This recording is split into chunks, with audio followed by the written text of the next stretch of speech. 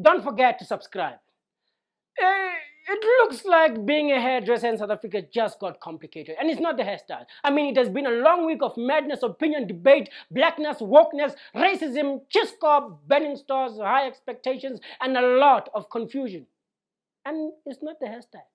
Yesterday, just yesterday, Unilever, and no, not Unilever, not liver like sibeti, as in like unalesibeti, as in like unesbindi. No, I meant Unilever.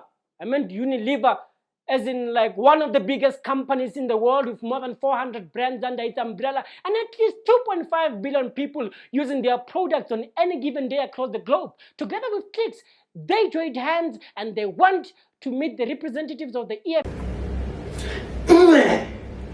To enjoy the rest of the episode, click link in bio or description and enjoy.